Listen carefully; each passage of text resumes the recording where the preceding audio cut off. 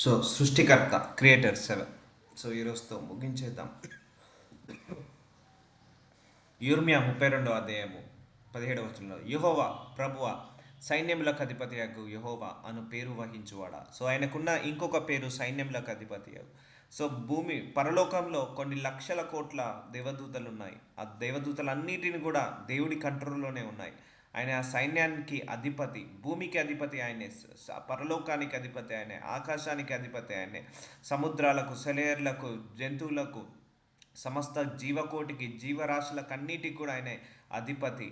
So ఆయన ద్వారానే అన్నీ ఉద్భవించాయి. ఇప్పుడు ఇన్ని కోట్ల జీవరాశులను ఆయన పెంచి పోషిస్తున్నాడా లేదా? పక్షులను పెంచి పోషిస్తున్నాడు, నరమానవులను పెంచి పోషిస్తున్నాడు, జీవులను, జంతువులను, జలరాశులను అన్నిటిని కూడా ఆయన పెంచి పోషిస్తున్నాడు.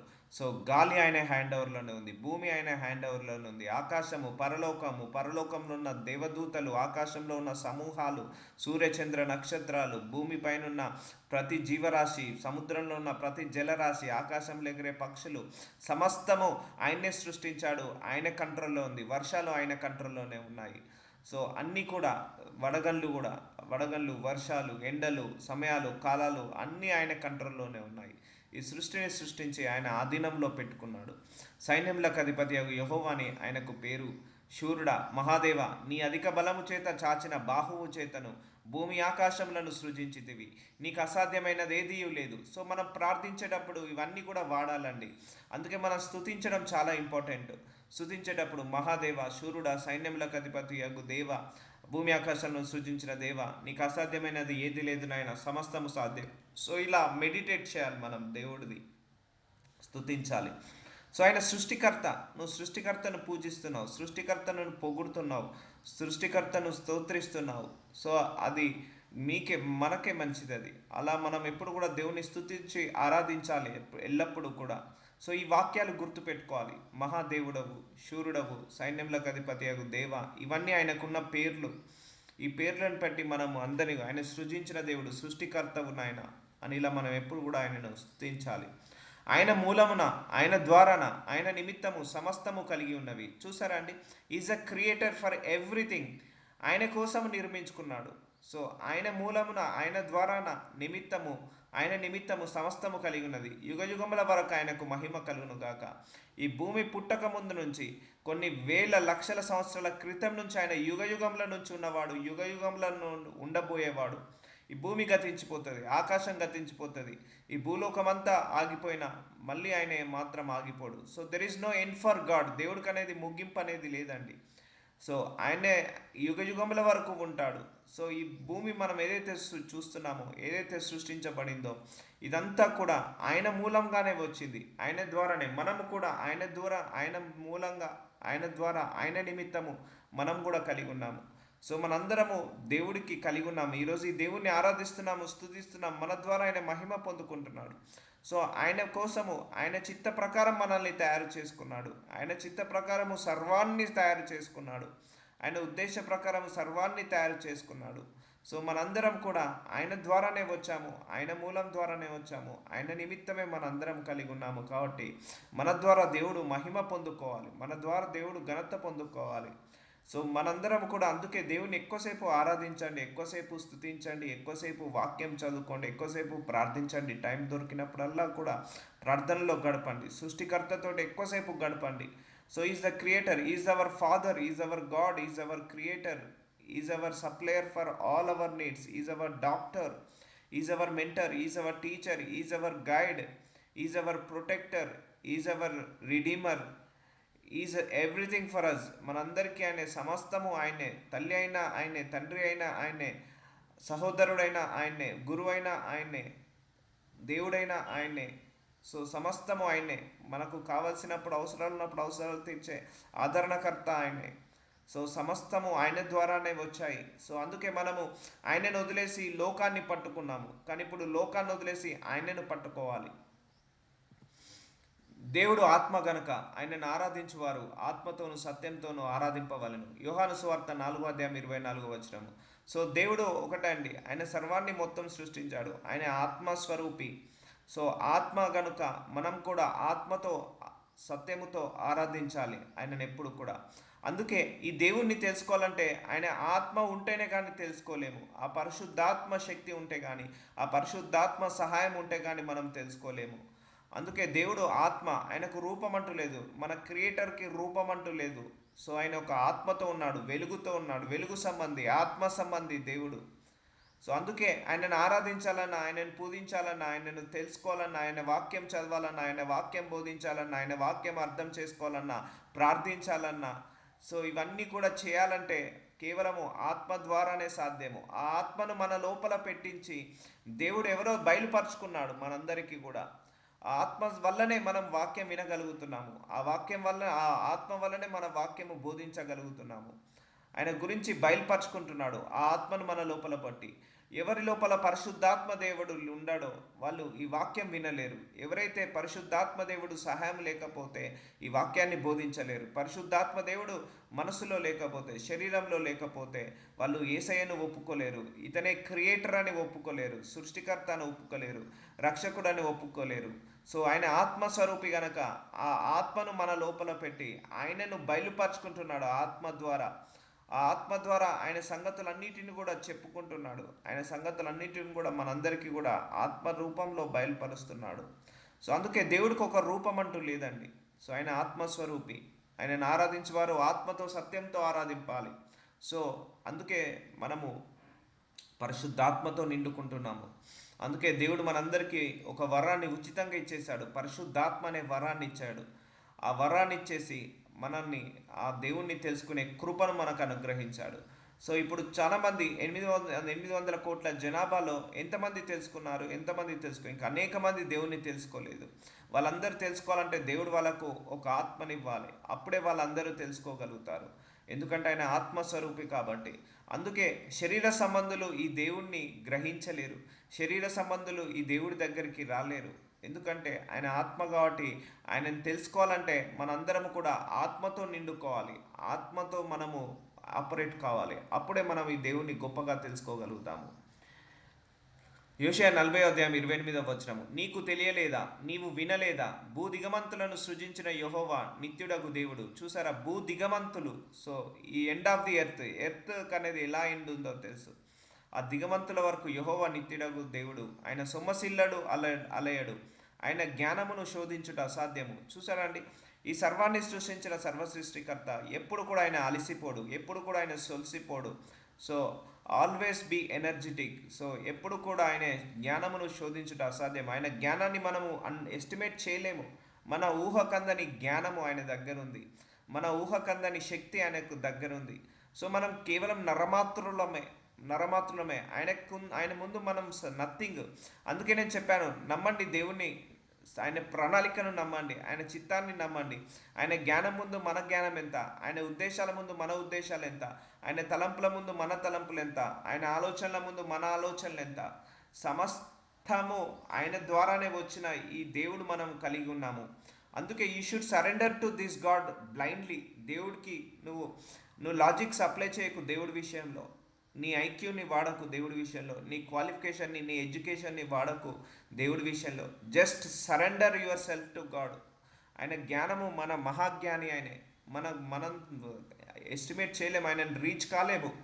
ఆయన జ్ఞానాన్ని తెలుసుకొని, ఆయన ఆలోచనలు, ఆయన ఉద్దేశాలు, ఆయన తలంపులు తెలుసుకునే అంత జ్ఞానము మనకు లేదు. ఆయన తలంపులు, ఆయన ఉద్దేశాలు, ప్రణాళికను తెలుసుకునేంత శక్తి మనకు లేదు.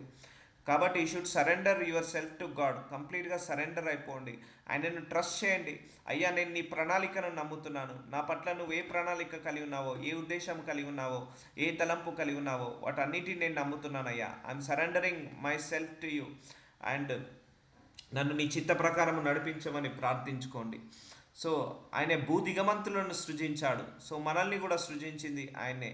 ఆయన విడిచిపెట్టాడు, ఆయన వదిలిపెట్టాడు మనందరినీ. సొమ్మసిల్లడు, అలయడు. నారు పోసిన వాడు నీరు పోయడా అంటారు. ఇప్పుడు ఆయన వల్లనే, ఆయన కోసమే మనల్ని భూలోకానికి తీసుకొచ్చినప్పుడు ఆయన మనల్ని ఎందుకు వీడనాడతాడు, మనల్ని ఎందుకు వదిలేడు కదా. ఆయన జ్ఞానమును శోధించుట అసాధ్యము. We never estimate is wisdom. ఆయన విజ్డమ్ని, ఆయన ప్రణాళికను మనం ఎప్పుడు ఎస్టిమేట్ చేయలేము. Just you should follow him, అంతే. నువ్వు ఆయన చేయి పట్టుకొని నువ్వు నడుస్తూనే ఉండు. Follow him, that's it. You will see the glory of God. సొమ్మసిల్లిన వారికి బలమిచ్చువాడు ఆయనే. So is a creator, right? So ఆయనే మనం అలసిపోయిన సొమ్మసిల్లిపోయిన బలమిచ్చువాడు ఆయనే. శక్తిహీనులకు బలాభివృద్ధి కలగజేయువాడు ఆయనే. శక్తి లేని వాళ్ళకు శక్తి, బలము లేని వాళ్ళకు బలము, ఆరోగ్యం లేని వాళ్ళకు ఆరోగ్యము, అలాగే పరిశుద్ధత లేని వాళ్ళకు పరిశుద్ధత, నీతి లేని వాళ్ళకు నీతి, పవిత్రత లేని వాళ్ళకు పవిత్రత, ఇవన్నీ ఇచ్చేవాడు దేవుడే. ఇవన్నీ దేవుడి దగ్గరే ఉన్నాయి. ప్రార్థించుకుంటేనే ఇవన్నీ వస్తాయండి. నువ్వు సొమ్మసిల్లిపోయావా, దేవుని అడుగు బలం ఇవ్వమని. శక్తిహీనమయ్యావా, బలావృద్ధి కలగజేయమని అడగండి. బాలురు సొమ్మసిల్లుదురు, అలియుదురు, యవనస్తులు తప్పక త్రొట్టిల్లుదురు. యెహోవా కొరకు ఎదురు చూచువారు. సో యెహోవా అంటే ఎవరు ఇక్కడ? సృష్టికర్త. సృష్టికర్త కోసం ఎదురు చూచువారు ఏం చేస్తారట? నూతన బలము పొందుతురు. సో అర్థమవుతుందా అండి? సో సృష్టిని పూజించడం వల్ల డిఫరెన్స్ ఏంటిదో నేను ఆల్రెడీ చెప్పాను. నువ్వు సృష్టికర్తను పూజించడం వల్ల నువ్వు నూతన బలాన్ని పొందుకుంటావు. అదే సృష్టిని పూజించడం వల్ల నువ్వు ఆ నూతన బలాన్ని పొందుకోలేవు. సో ఆ జ్ఞానము నువ్వు పొందుకోలేవు. కాబట్టి నువ్వు సృష్టికర్తను పూజించినప్పుడు, ఎదురు చూచినప్పుడు, ఆయన కోసం ఎదురు చూచినప్పుడు, ఆయనకు ప్రార్థించినప్పుడు నూతన బలం పొందుకుంటావు. వారు పక్షిరాజు వలె రెక్కలు చాపి పైకి ఎగురుదురు, అలేక పరిగెత్తురు, సొమ్మసి లెక్క నడిచిపోదురు. ఎందుకంటే దేవుడు శక్తిమంతుడు, మనల్ని శక్తిమంతుడుగా మారుస్తాడు. దేవుడు సొమ్మసిల్లిన వాళ్ళకి బలం ఇస్తాడు, అనారోగ్య సమస్యలు ఉన్న వాళ్ళకు ఆరోగ్యం ఇస్తాడు, శక్తిహీనులకు శక్తి ఇస్తాడు, జ్ఞానం లేని వాడికి జ్ఞానం ఇస్తాడు. సో ఎవరైతే ఎన్నికలేరో వాళ్ళను వెయ్యి బలము గల జనముగా చేస్తాడు దేవుడు. సో ఇవన్నీ ఇచ్చేది ఆయన్నే. సో ఒకటే గుర్తుపెట్టుకోవాలి, మనం ఈ దేవుణ్ణి గట్టిగా పట్టుకోవాలి, ఈ దేవుణ్ణి గుడ్డిగా నమ్మాలి. ఎందుకంటే నిన్ను హెచ్చించాలన్నా, నిన్ను గణపరచాలన్నా, నిన్ను ఆశీర్వదించాలన్నా, నిన్ను స్వస్థతపరచాలన్నా, మనల్ని గణపరచాలన్నా, మనల్ని గొప్ప జనముగా చేయాలన్నా, పేరు ప్రఖ్యాతలు కావాలన్నా అన్నీ దేవుడి దగ్గరనే ఉన్నాయి. ఈ దేవుడి ద్వారానే సమస్తము వస్తాయి, ఇంకెక్కడి నుంచి రావు.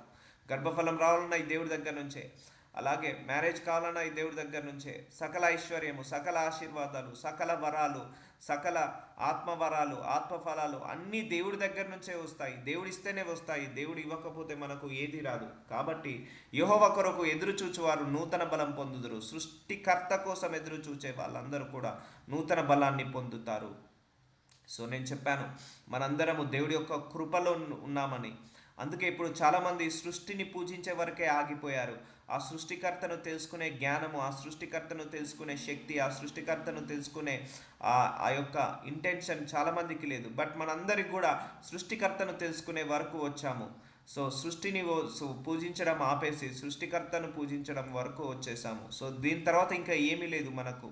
సో ఈ లెవెల్ దాకా దేవుడు మనల్ని రీచ్ చేపించాడు, ఆయన గురించి మనకు బయలుపరుచుకున్నాడు. యెహోవా కెరూబుల మధ్యను నివసించుచున్న ఇజ్రాయేలీల దేవ, భూమి ఆకాశములను కలగజేసిన అద్వితీయ దేవ, భూమిని ఆకాశాన్ని, భూమిలో ఉన్న సమస్తాన్ని, ఆకాశంలో ఉన్న సమస్తాన్ని కలగజేసిన అద్వితీయ దేవ అంటే ఏకైక దేవ, నీవు లోకములందు సకల రాజ్యంలో దేవుడై ఉన్నాడు. సో సకల రాజ్యంలో ఎక్కడ ఏ మంత్రి కూర్చోవాలి, పదవిలో ఏ ప్రధానమంత్రి కూర్చోవాలి, ఈ దేవుడు డిసైడ్ చేస్తేనే కూర్చుంటారండి. అది అన్యజనులైనా స్వజనులైనా కూడా. సో ఆయన రాజులకే రాజు, ప్రభువులకే ప్రభు, మంత్రులకే మంత్రు, ఆయన దేవుళ్ళకే దేవుడు. సో ఆయనే లోకమందున్న సకల రాజ్యములకు దేవుడై ఉన్నాడు. ఈ లోకంలో ఉన్న ఎన్ని రాజ్యాలు ఉన్నాయో వాటన్నిటికీ దేవుడై ఉన్నాడు. వాళ్ళు ఒప్పుకున్నా ఒప్పుకోపోయినా ఈయనే దేవుడు. సో భూమి ఆకాశంలో కలుగజేశాడు, అద్వితీయ దేవుడు, ఏకైక దేవుడు. సో కాబట్టి మనందరి మధ్య ఈ దేవుడు సంచరిస్తున్నాడు. ఇజ్రాయేలీల దేవ, దేవుడు లేడని కీర్తన గ్రంథము 14 అధ్యాయం 1 దేవుడు లేడని బుద్ధిహీనులు తమ హృదయంలో అనుకొందుదురు. అవును, టెక్నాలజీ ఉంది, డాక్టర్లు ఉన్నారు, మెడిసిన్స్ ఉన్నాయి, అండ్ రోబోటిక్స్ ఉన్నాయి, ఆర్టిఫిషియల్ ఇంటెలిజెన్స్, మెషిన్ లెర్నింగ్, లేకపోతే యూట్యూబ్, ఫేస్బుక్. సో ఇవన్నీ ఉన్నాయి, ఇక దేవుడితో పని ఏంటి అని బుద్ధిహీనులు అనుకుంటున్నారు. సో ఇవన్నీ టెక్నాలజీ వచ్చిందే దేవుడి ద్వారా. ఆ ఎక్స్రే మిషన్స్, స్కానింగ్ మిషన్స్, ఆ మెడిసిన్స్, ఆ యొక్క డాక్టర్స్, వీళ్ళందరినీ కూడా తయారు చేసింది దేవుడే. వాళ్ళ డాక్టర్లకు జ్ఞానం ఇచ్చి వాళ్ళు ఎలా వైద్యము చేయాలో దేవుడే జ్ఞానం ఇచ్చాడు. సైంటిస్టులకు జ్ఞానం ఇచ్చేసి ఎలా మెడిసిన్స్ కనిపెట్టాలి, ఎలా మెడిసిన్స్ తయారు చేయాలి, అదే దేవుడు ఇచ్చాడు. సో టెక్నాలజీ, ఇప్పుడు అందరు కూడా టెక్నాలజీ ఉంది కదా, దేవుడితో ఏం పని, డాక్టర్లు ఉన్నారు కదా దేవుడితో ఏం పని, మెడిసిన్స్ ఉన్నాయి కదా దేవుడితో ఏం పని అని అందరూ అనుకుంటున్నారు. కానీ ఇవన్నీ వచ్చిందే దేవుడి ద్వారా వచ్చాయి. ఇక దేవుడు ఉన్నాడా అన్న స్థాయికి వెళ్ళాడు. ఎందుకంటే మనిషి చుట్టూ చాలా కంఫర్ట్స్ వచ్చేసాయి. ఈ దేవుడు లేకపోయినా కూడా డాక్టర్ దగ్గరికి వెళ్ళగానే స్వస్థత పొందుకుంటున్నారు. దేవుడు లేకపోయినా టెక్నాలజీ ద్వారా వాళ్ళు బాగుపడుతున్నారు, టెక్నాలజీ ద్వారా బ్రతికేస్తున్నారు, టెక్నాలజీని ఉపయోగించి బ్రతికేస్తున్నారు. ఇక దేవుడి దాకా రావాల్సిన అవసరం ఏంది? అసలు దేవుడు ఉన్నాడన్న క్వశ్చన్ వస్తుంది చాలామందికి. ఇదందరూ కూడా బుద్ధిహీనులు అలా చేస్తారు. వారు చెడిపోయిన వారు. చూసారా అండి, సృష్టికర్తను ఎప్పుడైతే వదిలేస్తారో వాళ్ళందరూ చెడిపోయిన వాళ్ళు. సృష్టికర్తను ఎవరైతే గుర్తించారో వాళ్ళందరూ చెడిపోయిన వారు. అసహ్య కార్యములు చేదురు. సృష్టికర్తను ఎప్పుడైతే వదిలేస్తావో వాళ్ళందరూ పాపంలో పడిపోతారు, దోషంలో పడిపోతారు. సృష్టికర్తను ఎవరైతే వదిలేస్తారో వాళ్ళందరూ కూడా ఈ డ్రగ్స్కి అలవాటు కావడం, మందుకు అలవాటు కావడము, వ్యభిచారానికి అలవాటు కావడం, దొంగతనాలు, మోసాలు, అన్యాయాలు, అక్రమాలు, దొంగతనాలు, లంచగొండితనాలు, ఇవన్నీ కూడా దేని వల్ల అవుతున్నాయి? దేవుడు అంటే భయభక్తి లేకపోవడం వల్ల, సృష్టికర్త ఎవరో తెలుసుకోకపోవడం వల్ల. అదే సృష్టిని పూజించే వాళ్ళ డ్రగ్స్కి అలవాటు కారు, సృష్టికర్తను పూజించే వాళ్ళ డ్రగ్స్కి అలవాటు కారు, సృష్టికర్తను పూజించే వాళ్ళు ఆ వ్యభిచారానికి అలవాటు కారు. సో దేవుడు అంటే భయభక్తులు ఉన్న వాళ్ళు ఎప్పుడు కూడా అలా వ్యభిచారానికి, నరహత్యకు అలవాటు కారు. ఎప్పుడైతే సృష్టిని ఆరాధిస్తారో వాళ్ళందరూ అలా అవుతుంటారు. చాలామంది తమ హృదయంలో అనుకుంటారట దేవుడే లేడని. వాళ్ళు బుద్ధిహీనులు, అసహ్య కార్యములు చేదురు, మేలు చేయవాడు ఒకడును లేడు. సో దేవుడు ఉన్నాడు. ఆయనే నజరుడైన యేసు ప్రభు. ఆయననే సృష్టించాడు, కానీ లోకము ఆయనను గుర్తించలేకపోతుంది. వివేకము కలిగి దేవుని వెతుకువారు కలరేమో అని యెహోవా ఆకాశం నుండి చూచి నరులను పరిశీలించెను. సో ఆయన పరిశీలిస్తున్నాడా? దేవుణ్ణి వెతికే వాళ్ళు ఉన్నారా లేరా అసలు ఈ భూలోకంలో? నేనే సృష్టించాను, నన్నే మర్చిపోయారు, నన్ను వెతికే వాళ్ళు ఉన్నారా లేరా ఈ భూలోకంలో? అందరూ కూడా వెతుకుతున్నాడట, నరులను పరిశీలించను. బట్ ఆయన దృష్టిలో మనం ఉన్నాము. వారందరూ దారి తొలగి బొత్తిగా చెడి ఉన్నారు, మేలు చేయి వారు ఎవరునూ లేరు, ఒక్కడైనను లేడు. సో అందరూ వదిలేశారు. సృష్టికర్త ఎవరో తెలియదు ఇప్పటికీ కూడా చాలామందికి. ఎవరు సృష్టించారు ఈ భూమిని? ఎవరు సృష్టించారు? ఆకాశాన్ని ఎవరు సృష్టించారు? ఈ సైంటిస్టులను ఎవరు సృష్టించారు? మనిషిని ఎవరు సృష్టించారు? ఈ మనిషి హ్యూమన్ బాడీ ఎలా ఆపరేట్ అవుతుంది? టైంకి వర్షాలు ఎక్కడి నుంచి వస్తున్నాయి? ఎండలు ఎక్కడి నుంచి వస్తున్నాయి? సమస్తము సూర్యుడు ఎక్కడి నుంచి వస్తున్నాడు? మళ్ళీ తగిన కాలంలో, సమయాలలో వర్షాలు ఎలా కురుస్తున్నాయి? చలి ఎలా కురుస్తుంది? ఎండలు ఎలా కురుస్తున్నాయి? ఎప్పుడు వస్తున్నాయి, ఎప్పుడు పోతున్నాయి? ఎవరు పంపిస్తున్నారు? ఎందుకు పంపిస్తున్నారు?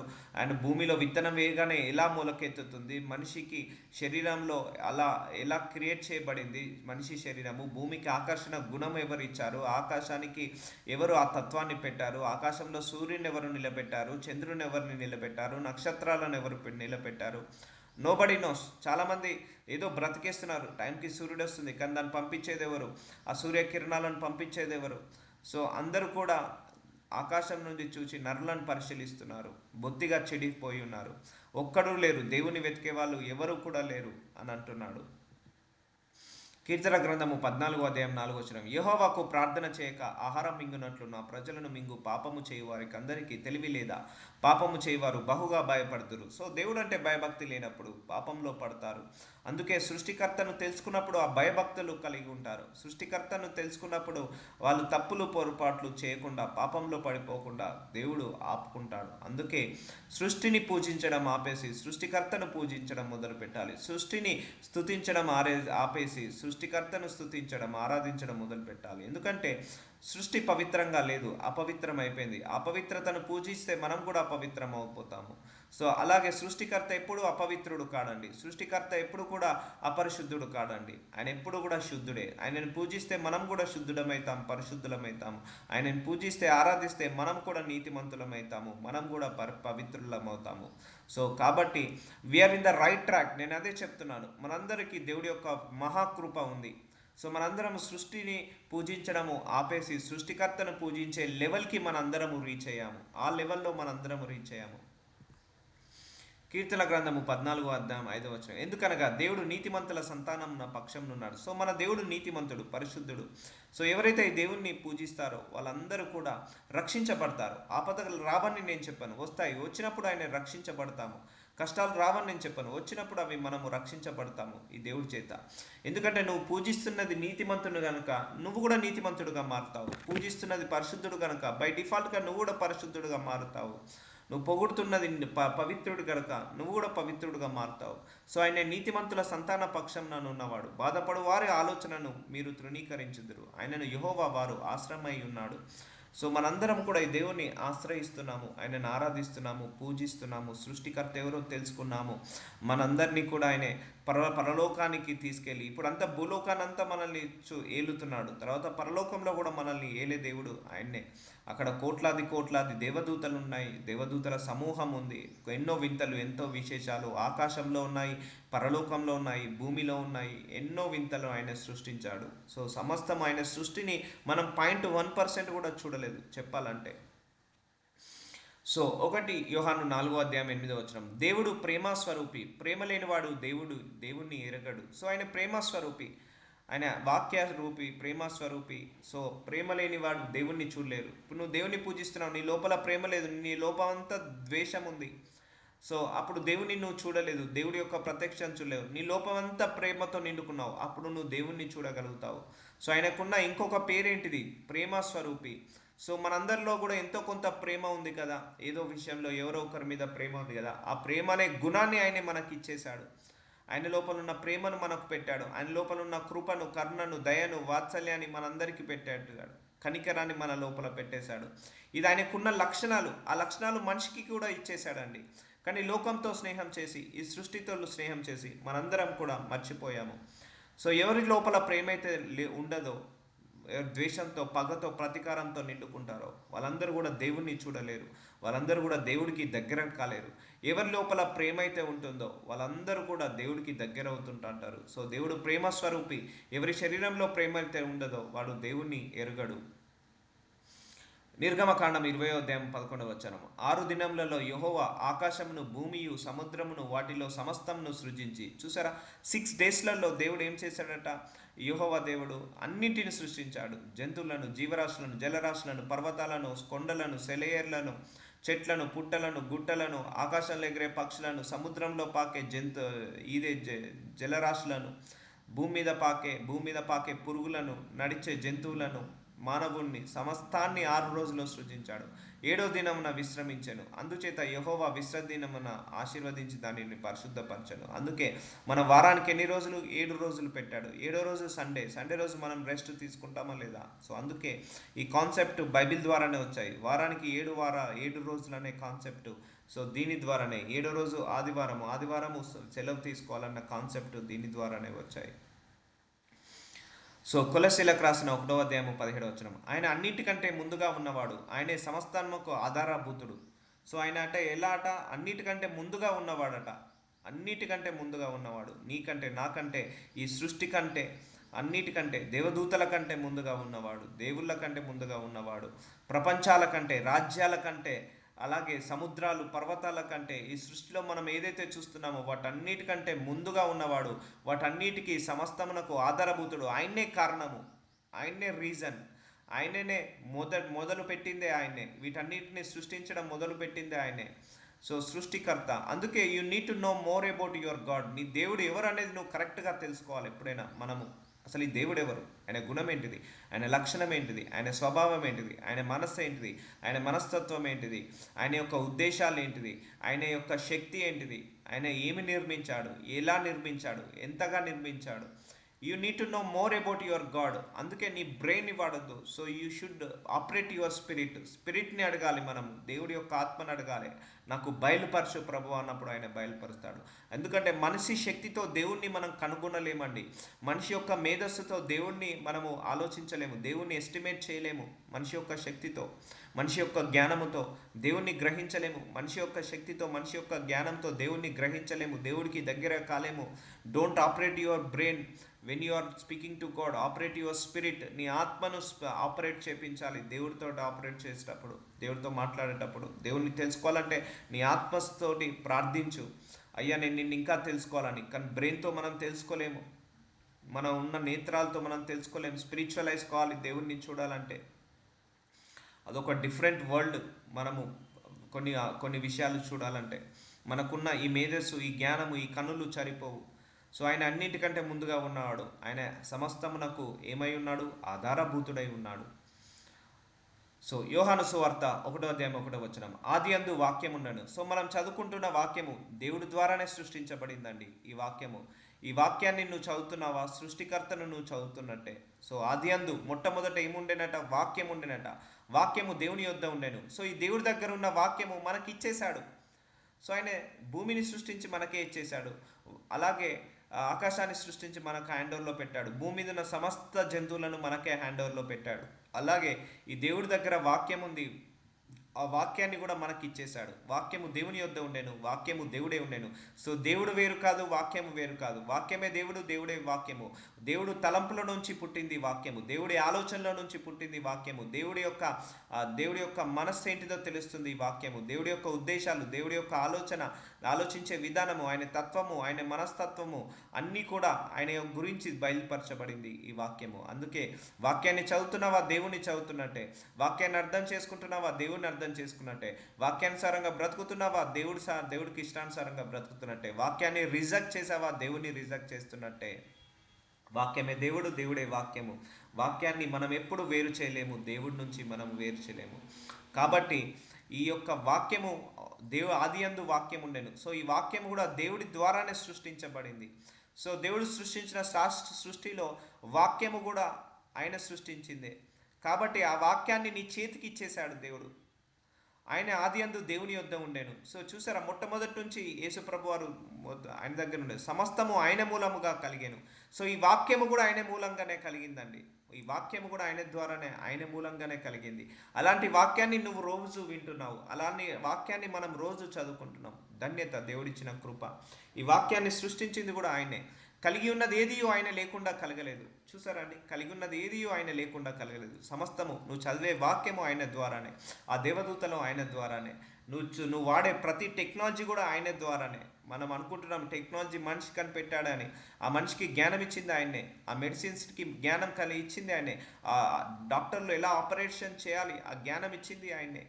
సో చాలామంది డాక్టర్ల నోట కూడా విన్నాము, మీ ఇష్టమైన దేవుణ్ణి మీరు పూజించుకోండమ్మా, మేము కేవలం మనుషులమే, మేమేమి దేవుళ్ళము కాదు అని చాలామంది డాక్టర్లు కూడా ఇలా అంటుంటారు. ఆపరేషన్స్కి వెళ్ళేటప్పుడు, ట్రీట్మెంట్ చేసేటప్పుడు, ఒక డాక్టర్గా మేము మెడిసిన్స్ రాస్తాము, కానీ మీరు ప్రార్థించుకోండి, మీ ఇష్ట దేవుణ్ణి ప్రార్థించుకొని మీరు నయం చేసుకోండి అని అంటారు. మేమేమి డాక్టర్లమే కానీ మేమేమి దేవుళ్ళం కాదని చాలామంది కూడా డాక్టర్లు అనడం విన్నాను. సో కలిగి ఉన్నది ఏది ఆయన లేకుండా కలగలేదు. ఆయనలో జీవం ఉండెను, ఆ జీవము మనుషులకు వెలుగై ఉండెను. సో ఆయనలో జీవం ఉంది, ఆ జీవం మనుషులకు వెలుగై ఉండెను. సో ఆయన వెలుగు సంబంధి. ఆయన లోపల ఎలాంటి చీకటి లేదు, ఆయన లోపల ఎలాంటి దుర్నీతి లేదు, ఎలాంటి అసత్యము లేదు, ఎలాంటి అబద్ధము లేదు. సో ఆయన వెలుగు సంబంధి కాబట్టి మన జీవము వెలుగులో ఉండెను. సో మనందరం కూడా వాక్యాన్ని చదువుకుంటున్నాం. సో మన లోపల కూడా వెలుగు వచ్చేస్తుంది. మన లోపల కూడా వెలుగుతో నడుస్తున్నాం. ఎవరైతే దేవుణ్ణి వెంబడిస్తారో వాళ్ళు వెలుగుమయంలోకి నడుస్తారు. ఎవరైతే దేవుణ్ణి వెంబడించారో వాళ్ళందరూ కూడా చీకటిమయంలో ఉంటారు. సో మనందరము చీకటి నుంచి వెలుగులోకి మారాము, అసత్యం నుంచి సత్యంలోకి మారాము, అబద్ధం నుంచి సత్యంలోకి మారాము, అపవిత్రత నుంచి పవిత్రలోకి మారాము, అవినీతి నుంచి నీతిలోకి మారాము. ఈ దేవుణ్ణి నువ్వు పూజిస్తే, ఈ దేవుణ్ణి నువ్వు ఆరాధిస్తే, సో ఇంత గొప్ప లాభాలు, ఇంత గొప్పగా నీకు తెలియకుండానే మార్పు వచ్చేస్తుంటుంది. నువ్వు ఈ దేవుని వెంబడిస్తున్నావా? నీకు తెలియకుండా నీ శరీరంలో ఉన్న డార్క్నెస్ పోయి లైట్గా మారుతావు, మరణం పోయి జీవంలోకి వెళ్తావు. ఈ దేవుని వెంబడిస్తున్నావా? నువ్వు అసత్యంలో నుంచి సత్యంలోకి వెళ్తావు. ఈ దేవుని వెంబడిస్తున్నావా? నీ లోపల ఉన్న సకల అవినీతి, అపరిశుద్ధత, అపవిత్రత పోయి నీతిగా, పరిశుద్ధంగా, పవిత్రంగా మారుతావు. సో నువ్వు వెంబడిస్తే చాలు, ఇవన్నీ ఆటోమేటిక్గా నీకు గిఫ్ట్ లాగా వచ్చేస్తుంటా ఉంటాయి. ఆ వెలుగు చీకటిలో ప్రకాశించినది కానీ చీకటి దాన్ని గ్రహింపకుండెను. సో చాలామంది కూడా ఈ దేవుని గ్రహించలేకపోతున్నారు. ఈయనే సృష్టికర్త అని గ్రహించారు. ఎందుకంటే వాళ్ళందరూ చీకట్లో ఉన్నారు. చీకట్లో పచ్చకమ్మర్లు వచ్చినానికి లోకం అంతా పచ్చగా కనపడుతుంది. వాళ్ళు ఏ చూసినా పచ్చగానే కనపడుతుంది. అలాగే చీకట్లో ఉండడానికి కూడా ఆ చీకటే కరెక్ట్ అనుకుంటాడు, కానీ ఆ వెలుతురు ఏంటిదో తెలియదు. అదే వెలుతురు యేసు ప్రభు వారు. అతడు వెలుగై ఉండలేదు కానీ ఆ వెలుగుని గూర్చి సాక్ష్యమించుటకు అతడు వచ్చెను. నిజమైన వెలుగు ఉండెను, అది లోకంలోని వచ్చును, ప్రతి మనుషుని వెలిగించుచున్నది. ఆయన లోకంలో ఉండెను, లోకమైన మూలముగా కలిగెను కానీ లోకమైనను తెలుసుకొనలేదు. చూసారా అండి, లోకము ఆయన ద్వారానే వచ్చాయి, ఈ మనుషులు ఆయన ద్వారానే వచ్చాయి, సర్వము ఆయన ద్వారానే వచ్చాయి. ఆయన లోకంలోనే ఉన్నాడు కానీ ఆయనను లోకము గుర్తించలేకపోయింది. సో సృష్టికర్త ఎవరో గుర్తించలేకపోయారు. సో అందరూ కూడా ఫేక్కి ఎక్కువ ఇంపార్టెన్స్ ఇచ్చారు, డూప్లికేట్కి ఎక్కువ ఇంపార్టెన్స్ ఇచ్చారు. ఒరిజినల్కి ఇంపార్టెన్స్ ఇవ్వడం మానేశారు, తెలుసుకోవడమే మానేశారు. ఏదైతే ఫేక్ అని పూజిస్తున్నారో అదే నిజం అనుకొని పూజిస్తున్నారు. సో అందుకే లోకం ఆయన ద్వారానే వచ్చాయి, మనందరం కూడా ఆయన ద్వారానే వచ్చాము. కానీ ఆయన ఎవరో తెలుసుకోలేకపోయారు. చాలామంది కూడా లోకమే ఆయన ఎవరో తెలుసుకోలేకపోయింది, ఈయన సృష్టికర్త అని తెలుసుకోలేకపోయింది. మరియు సైన్యములకు అధిపతి యెహోవా సెలవిచ్చినదేమనగా, ఇంతకాలము ఇంకొక మారు ఆకాశమును భూమిని సముద్రమును నేలను నేను కంపింపజేతును. సో చూసారండి, హగ్గేయ 2వ అధ్యాయం 6వ వచనంలో చెప్పాను కదా, అతను సృష్టికర్త మాత్రమే కాదు, ఆ సృష్టిని తన కంట్రోల్లో ఉంది అని. ఆయన భూమిని కంపింపజేయగలుగుతాడు, సముద్రాన్ని లేపగలుగుతాడు, నేలను కంపింపజేయగలుగుతాడు, ఆకాశాన్ని తీసేసి కొత్త ఆకాశాన్ని సృష్టించగలుగుతాడు, భూమిని తీసేసి కొత్త భూమిని తయారు. ఇప్పుడు సముద్రంలో ఉప్పుగా ఉంటుంది కదా, ఆ దేవుడు తలుచుకుంటే ఆ ఉప్పు నీరును కాస్త స్వీట్ వాటర్గా మార్చగలుగుతాడు, తీయటి నీరుగా మార్చగలుగుతాడు. ఆయనకు అసాధ్యమైనదంటూ ఏదీ లేదు. సెలవిచ్చిన ఇంకా ఇక కొంతకాలము ఇంకొక మారు ఆకాశమును భూమిని సముద్రమును నేలను నేను కంపింపజేతును. So God can shake every universe, God can shake earth, God can shake heaven. So ఆయన ఏదైనా కదిలింపజేయగలుగుతాడు. సో ఆయన ఒక్కసారి కనుక తలుచుకుంటే ఏదైనా సాధ్యమంటూ ఏది లేదు, సమస్తము సాధ్యము దేవుడికి. సో కాబట్టి ఇలాంటి సృష్టికర్తను మనం తెలుసుకున్నందుకు మనము దేవుడికి కృతజ్ఞతలు చెల్లాలి. 1 కొరింథీయులకు రాసిన 2వ అధ్యాయం 14వ వచనం, ప్రకృతి సంబంధి అయిన మనుషుడు దేవుని ఆత్మ విషయంలో అంగీకరింపడు. చూసారా అండి, ఈ సృష్టికర్తను తెలుసుకోవాలంటే శరీరంతో మనం తెలుసుకోలేము, మన జ్ఞానముతో తెలుసుకోలేము, మన ఇంటెలిజెన్స్తో, మన క్వాలిఫికేషన్తో, మన ఎడ్యుకేషన్స్తో, మన ఎక్స్పీరియన్స్తో మనం ఈ దేవుణ్ణి తెలుసుకోలేము. ఈ సృష్టికర్తను తెలుసుకోవాలంటే ఆత్మ ఉండాలి. దేవుని ఆత్మ విషయంలోనూ అంగీకరింపడు, అవి అతనికి వెర్రితనముగా ఉన్నవి, అవి ఆత్మానుభవం చేతనే వివేచింపదగును గనుక అతడు వాటిని గ్రహింపజాలడు. ఈ సృష్టికర్త ఆత్మస్వరూపి. ఈ సృష్టికర్తను తెలుసుకోవాలంటే మన లోపల ఆయన పరిశుద్ధాత్మ ఉండాల్సిందే. ఆ పరిశుద్ధాత్మ ఉంటేనే ఈ దేవుణ్ణి ఆరాధించగలుగుతాము, స్తుతించగలుగుతాము. ఆ పరిశుద్ధాత్మ దేవుడు ఉంటేనే మనము దేవుణ్ణి వాక్యాన్ని వినగలుగుతాము, వాక్యాన్ని బోధించగలుగుతాము, ఆయనకు ప్రార్థన చేయగలుగుతాం. మనందరం గంటలు గంటలు కూర్చొని ప్రార్థన చేయగలుగుతున్నాం అంటే అది మన గొప్పతనం కాదు, మన లోపలున్న ఆత్మ గొప్పతనం. నేను ఈరోజు కూర్చొని వాక్యం బోధించగలుగుతున్నానంటే అది నా గొప్పతనం కాదు, నాలో ఉన్న పరిశుద్ధాత్మ దేవుని గొప్పతనము. ఉచ్చరింపరాని శక్యముతో మూలుగుతున్న మనకు ప్రార్థన రూపకంగా ఆయన సాయం చేస్తున్నాడంటే మన గొప్పతనం కాదు, ఈ దేవుడి గొప్ప, ఈ యొక్క ఆత్మ గొప్పతనము, ఆయన ఇచ్చిన పరిశుద్ధాత్మ గొప్పతనం. ఈ దేవుడి యొక్క జ్ఞానం ఏంటిదో, ఈ దేవుడి యొక్క అసలు ఈ దేవుడు ఎవరో తెలుసుకోగలుగుతున్నామంటే అది మన గొప్పతనం కాదు, మన లోపల పెట్టిన ఆత్మ గొప్పతనము. అందుకే ప్రకృతి సంబంధులు, శరీర సంబంధులు ఈ దేవుణ్ణి తెలుసుకోలేరు. ఈయన సృష్టికర్తను తెలుసుకోవాలంటే మన లోపల ఆయన ఆత్మ ఉండాల్సిందే. ఎందుకు ఆయన ఆత్మ ఉండాలంటే ఆయన ఆత్మస్వరూపి కాబట్టి, ఆయనకు రూపము లేదు కాబట్టి, సో ఆయన వెలుగు సంబంధి కాబట్టి. ఆయన తెలుసుకోవాలంటే వెలుగులోకి రావాలి. సో చీకట్లో ఉన్న వాళ్ళు ఆయనను తెలుసుకోలేరు, ఆత్మ లేని వాళ్ళు ఆయనను తెలుసుకోలేరు. ఇప్పుడు ఎవరైతే ఆయనను విమర్శిస్తున్నారో, దూషిస్తున్నారో వాళ్ళందరి లోపల ఆత్మ లేదు కాబట్టే. ఒకసారి ఆయన ఆత్మ ఉన్నదంటే వాళ్ళ నాలికలు మారిపోతాయి, వాళ్ళ మాటలు మారిపోతాయి. సో ఆత్మ సంబంధి అయిన వాడు అన్నిటిని వివేచించును కానీ అతడు ఎవడి చేతను వివేచింపబడదు. సో ఆత్మ ఉంటే మనకు తెలుసుకుంటాము, దేవుణ్ణే తెలుసుకుంటాము, ఒకరు చెప్పాల్సిన అవసరం లేదు. సో మనందరికి కూడా అనుభవం ఉంది, ఆత్మతో నడిపించబడుతున్నాం మనందరం కూడా. కాబట్టి సృష్టికర్తను మనం తెలుసుకున్నాము. సో ఈరోజుతో ఈ చాప్టర్ అయిపోయిందమ్మా, ఈ సిరీస్ అయిపోయింది. సో నాజరుడైన యేసయ్య, ఇదిగో తండ్రి, సృష్టికర్త అనే వాక్యం ద్వారా మాకందరికీ మిమ్మల్ని మీరు మరొకసారి బయలుపరుచుకున్నారయ్యా. గొప్ప గొప్ప సంగతులు, గొప్ప గొప్ప విషయాలు మాకు బయలుపరిచారు తండ్రి. సర్వాన్ని సృష్టించిన సర్వ సృష్టికర్తవు, ఈ సృష్టిలో మమ్మల్ని కూడా సృష్టించినందుకు శతకోటి వందనాలు, శతకోటి స్తోత్రాలు, శతకోటి కృతజ్ఞతలు చెల్లిస్తున్నాము తండ్రి. సృష్టికర్తగా మాకు పరిచయమైనందుకు మీకే వందనాలు, మీకే స్తోత్రాలు, మీకే కృతజ్ఞతలు చెల్లిస్తున్నాము తండ్రి. Amen, amen.